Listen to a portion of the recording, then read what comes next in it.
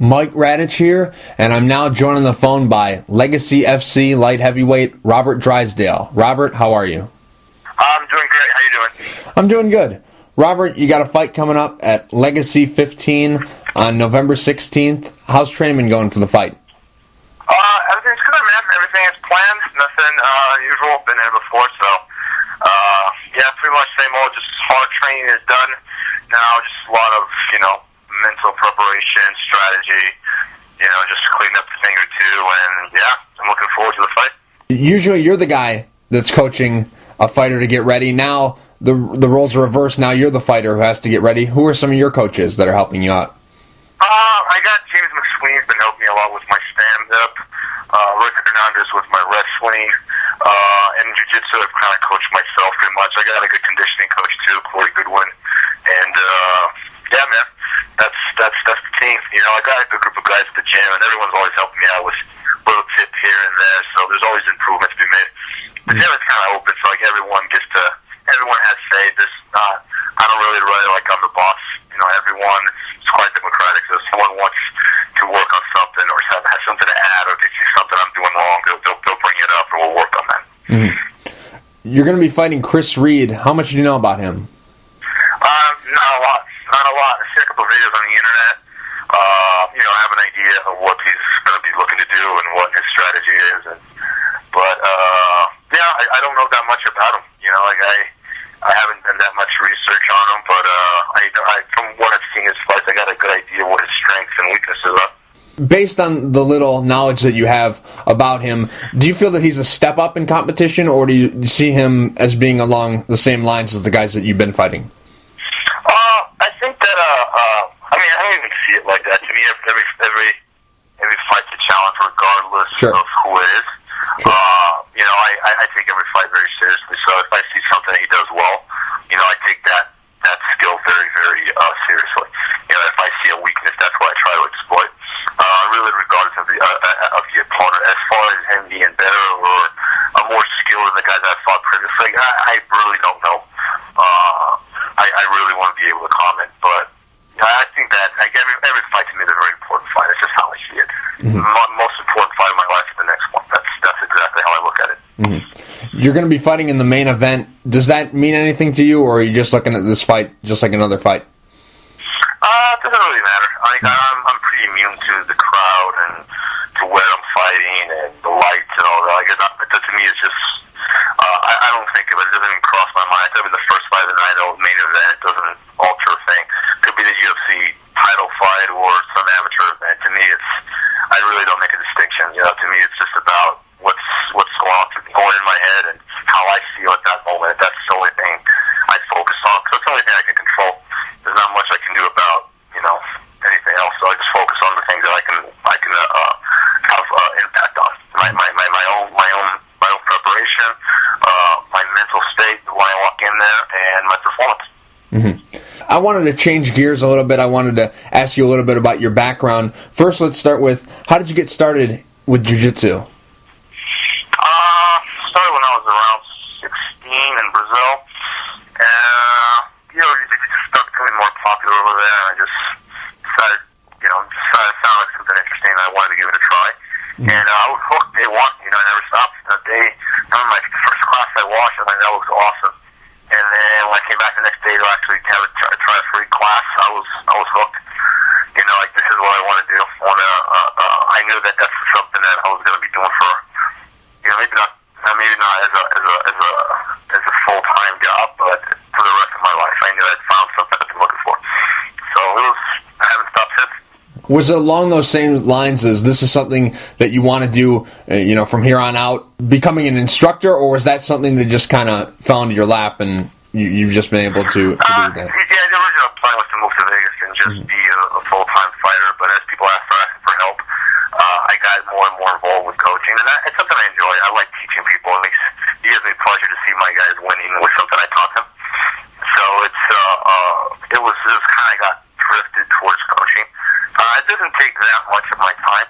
It's actually not, it doesn't stop me from training, so it really hasn't been a problem. Maybe a little bit. There were a few times where I could have taken more fights in a certain year, and I did it because I was too busy doing other things. But, generally speaking, I'm on the mat every day, twice a day. So it doesn't really alter my training routine, which is the most important thing to me. Mm-hmm. Could you walk me through an average week for you?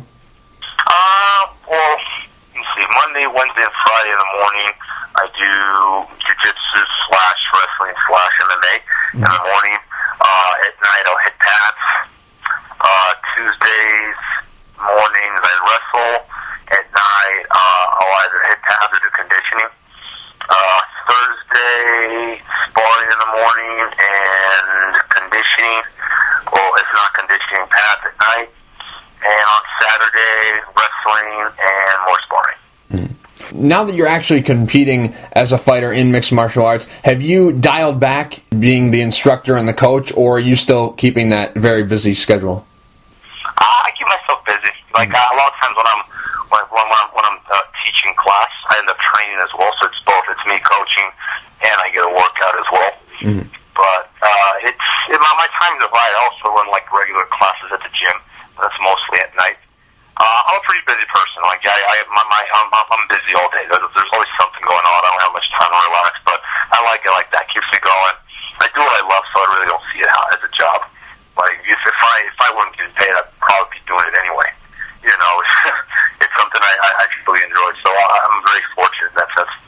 When guys come to your gym, do you usually like to work with guys who have no experience? Do you like to work with guys who have a little bit of experience, know a little bit about the ground game?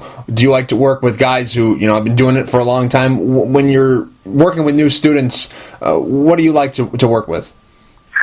Everyone's welcome, really. Like a lot of times you get a guy who's been working forever, and then he has a certain style, and it'd be too hard to change his style. Mm-hmm. So you just try to, add a thing or two, or just like little minor changes. Whereas if you have a beginner, you can actually mold them to your liking. Like this is the way you're going to look like. You have more time to work with them. I mean, ideally, in a perfect world, you would start guys from the ground up, but the problem with that is it takes years to train someone from nothing to have a high caliber grappler, let's say. So it's easier to teach someone that has a baggage, someone that has a history in the sport, because a lot of the time the foundation is already there. You already have good qualities, so it's a little bit easier. At the same time, if there's something to do I don't like, it's very hard to correct something that someone's been doing for so long. So there's a upside and upside to both. Mm-hmm. Who are some of the fighters that you've worked with that, I'll kind of let you, pat yourself on the back here. Who are some of the fighters that you've developed through your system that when they came to you, they really didn't know much, and now they're very advanced? I can't really, honestly, I've never had a professional fighter walk through the gym that didn't have a good understanding of jiu-jitsu, like they all have. Sure. Good jiu-jitsu. I feel like it's different levels, I guess. Like some guys, like James McSween, when he walked through the door, that was never his forte, like a K1 striker. Mm-hmm. But he knew some jiu-jitsu. It's been something we've been working on and improving. But it's like everyone carries something with them. Like no one walks to the door and I don't even know what an armbar is. Mm-hmm. Those are mostly the guys that want to fight MMA, like the new generation. They've never practiced anything. They walk through the door and they say, I don't know anything. Just I want to fight MMA. That guy's going to be trained for 2-3 years before he even debuts as an amateur. Mm-hmm. So I really wouldn't be able to mention anyone that I built up from scratch. Mm-hmm. What percentage would you say of the students that you have are students that just want to learn jiu-jitsu and just want to train that, and students that want to transition to MMA and are learning jiu-jitsu just so they can compete in MMA? I'd say maybe 15% of my students have a MMA as their goal. Mm-hmm. The rest of them are just jiu-jitsu fanatics. Oh. Now, Robert, you had been around MMA for a while. You were Forrest Griffin's jiu-jitsu coach. You were Frank Mir's jiu-jitsu coach for The Ultimate Fighter. People had known about you. They'd seen you around. What made you decide to actually become a competitor in mixed martial arts? It's just something, it's my original goal when I moved to Vegas. Mm-hmm. It's something I wanted to give it a try. It's something I'm interested in. It's a lot of fun. Mm-hmm. I think my MMA is something I've always been looking forward to do. So it was just like a natural progression for me to get my jiu-jitsu career out of the way and then try MMA. Mm-hmm.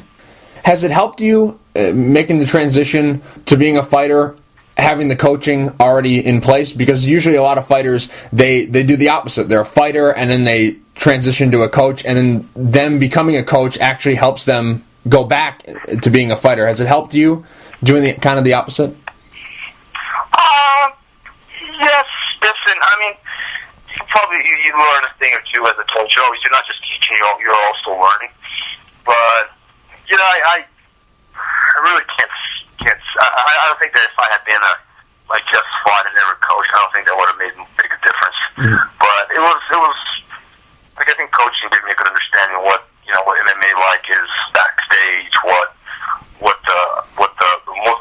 how most guys prepare for a fight, how they warm up before a fight. So it gave me a little experience, but I don't think it would have made a big difference had I not coached at all. Mm-hmm. Do you think that it's important when you're coaching somebody that you actually are able to do it? Because there's some guys out there who are great fighters or great jiu-jitsu practitioners who are not very good coaches, and then there's guys on the flip side who are good coaches but can't really do it. Where do you see that fitting in? Do you believe that you have to be good at it to coach it? I think that you have to enjoy it. That's the most important thing. When you enjoy something, you have to be good at it. That's kind of how I look at it. Like if you enjoy teaching, you're going to be a good teacher. It's just simple as that. Some people like to fight, they like to be in the gym, great fighters, but they don't enjoy teaching. They don't take pleasure in it, so they're not very good at it. So I think that the key there is really enjoying what you do. Mm-hmm. Now, as I mentioned before, you were Frank Mir's jiu-jitsu coach on The Ultimate Fighter. Would you have any interest in actually being a contestant on The Ultimate Fighter? When I first moved here, that was my original plan. Mm-hmm. When the first Ultimate Fighters, they didn't require a record. Mm-hmm. When I first moved here, I was 0-0. But that season, I was planning on being on. They just made a rule where you had to be at least three professional fights before you went to the Ultimate Fighter. So I didn't get in, and they haven't had my weight class since. I think that was like the season that Ryan Bader won. So like they haven't had my weight class since. So like right now I'm not interested. At the time, I would have loved to be on the Ultimate Fighter. Right now, I got a family. I can't stay 13 weeks from home. Mm-hmm. 13 weeks is way too long. So I'm good where I'm at right now. Ultimate Fighter would have been a good option when I first moved here. Right now, I'm not interested. How many fights are left in your deal with Legacy? Well, this next coming one, and then the next one. Mm-hmm. So 2 more. Mm-hmm. And Robert, is your end goal to eventually keep winning, keep fighting, eventually make it to the UFC and make a title run, or are you just looking to do this kind of for fun because you already have a good solid business going? I've never had I guess I think different from most people in that sense. To me, it's not about being in the UFC. It's about getting better at what I do and testing myself, wherever that may be. Of course, the UFC is the highest paying and most exposure, the organization with the most exposure, but that's frankly not what attracts me to the sport. It's not why I do it. So if I end up there, great. I think the challenge there are greater. That will be my biggest interest about being in there. But I don't think about it. I think about my next fight. I think about what I'm working on right now. And I think that progress and accomplishments are really a consequence of hard work. That's how I see it. So I think that too many people walk through your door and they go, I want to be in the UFC. And, they're not really thinking about what they should be working on right now to develop themselves as fighters. And that's where I put my energy. I think that being in the UFC is just a consequence of being a good fighter. Mm-hmm. What's your schedule looking like for the rest of 2012? You obviously have this fight on the 16th, and then for the remainder of the year, what's things looking like? I got some seminars. Just some regular gym stuff. Nothing exceptional, nothing extraordinary. I might go to Brazil for New Year's, see family, and that's it, man. Pretty boring, just same old.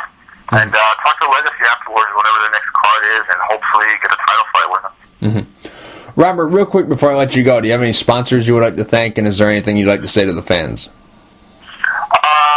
I'd like to thank Hayabusa Fightwear for sponsoring me and believing in me. Thanks to everyone at the gym, everyone who supports me and believes in me. As far as fans, watch me on Ask TV TV Friday, November 16th. And follow me on Twitter at Robert Drysdale. Robert, thank you for taking the time to talk. I really appreciate it. Good luck November 16th at Legacy 15 against Chris Reed.